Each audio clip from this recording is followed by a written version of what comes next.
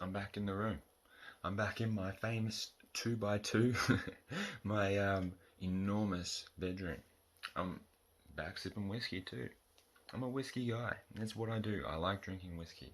But this time, I'm drinking, well, I mean, same, but different, like the Belveni, but this time it's the 17 year. Yeah, I know, big flex, right? Materials. Nah, my brother gave it to me for Christmas, and fuck. I mean, like, it's worth it. It's delicious. It is too easy to drink. For how pricey it is, it's too easy to drink. What I want to talk about today is New Year's. I'm not putting that on the floor actually. I'm going to sit this throughout. Is New Year's resolutions and how I think we could be doing them a little bit better. So, the ancient Babylonians, what they used to do for the New Year's resolution, and what a lot of people believe that it actually started back there, because the New Year would come around at the same time that like their barley sowing season would begin. So the king would come around he'd get everyone in a local area, and he'd just make some big prophetic statements. He'd be like, this year, I'm getting a 6-pack. I'm stopping drinking alcohol. I'm not eating those powdered donuts anymore. This year, but only after the first. And to hold himself to it, or to hold him to it, the highest priest would come along and just be like, just whack him on the face until he was crying, and his tears were like the signs of dedication, and to kind of humble him, to make him remember that if he slips up, he'll cop it. So hey, if you listen no further, make a slap bet with someone. Like off How I Met Your Mother, Ted and Marshall, they're making their slap bets. Bang, bang, bang, No, it wasn't Ted and Marshall, it was Barney and Marshall, but still. And whatever you make, it's got to be big enough. It's got to be the why behind you doing it. It's got to be powerful enough for you not to want to get hit. There might be some wisdom there. Another thing that I want, so we can leave it there really if I wanted to, but I just want to take a left road just a little bit and let us realize that we are in constant states of becoming. We're not just in this state of being always. We're not concrete statues. So every year that we make these resolutions, it's actually really cool. It's a good thing to be doing, it's to realize that we are able to push forward. But what happens is that why isn't big enough for us to want to drive forward, and we don't have anyone ready to hit us if we do not hit our goals.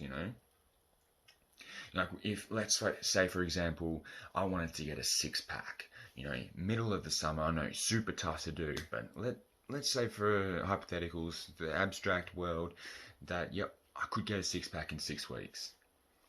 I dropped all the food, I dropped all the alcohol, but 2 weeks in, I'm realizing, fuck, this is hard. I don't have anyone on my back yelling at me. It's just me. I drop out of the gym. I start making excuses. The gym is too expensive. The gym is too far away. Like I've got better things to do. All this kind of stuff. You start rationalizing your opinion. And then you just go back to your slobby self. You start drinking your alcohol. You eat your powdered donuts. You eat KFC, and you just be like, yeah, this is my position in the world. Oh, I'm just gonna sit down and watch Netflix all day. But in reality, that's not facts, But what happens is what Jean-Paul Sartre would call bad faith, and I've got it written right here, so I don't mess it up for you.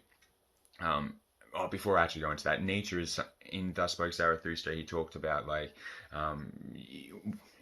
we are capable of making promises to ourselves. That's pretty much all we're capable of doing, really.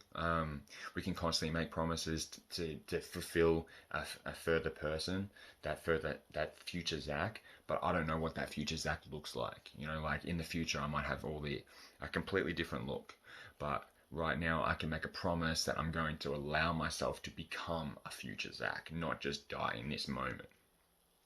You know, like that's what he talks about in a chapter of Thus Spoke Zarathustra. And then Jean-Paul Sartre takes that into another level, and he goes like, look, it's real like Fight Club type thing, like where he's burning the acid on Tyler Durden's hand, the narrator's hand, and he goes, look, like you have to learn to be burnt before you can rise from the flames. You know, like but like what Sartre talks about is bad faith. I've got it right here. Bad faith is a situation in which you disavow the immediate free will that is always at your disposal. So what Sartre talks about in a book called Nausea is that he realizes towards the end that the main character realizes that, fuck, you know, like I'm free to make all of my choices in the world, and that is giving me nausea. You know, like all of the things that I attached myself to previously, religion, ideologies, all this kind of stuff, you know, like that's just all out of world stuff to make me feel comfortable in this world. You know, like if I really just think about it and reflect, I notice that like I am super free to do whatever. And for me, that is what a New Year's resolution really looks like. You know, that's what it shows me. Right? Everyone for one day realizes that we are super free to do whatever we want to do. You know, whatever. But it, as Nietzsche would say, it requires a fuckload of hard work, like a ridiculous amount of hard work. And the people that realize that it takes a lot of hard work, to get the six-pack abs, a lot of hard work to learn how to talk to people, to read books, to take a university course, to get the dream job, you know, like it all takes hard work. And when we realize it takes hard work, we back out. I did it when I was sprinting. I did it when I was coaching the first time. I've done it when I was played basketball when I was younger. I did it when I played guitar when I was younger. And I realized when I started reading Nietzsche, that's bullshit. You know, make your New Year's resolutions, yep. But make sure that you're ready to cop a slap if you don't fulfill them. And don't fall into the bad faith trap of just saying it is what it is, you know?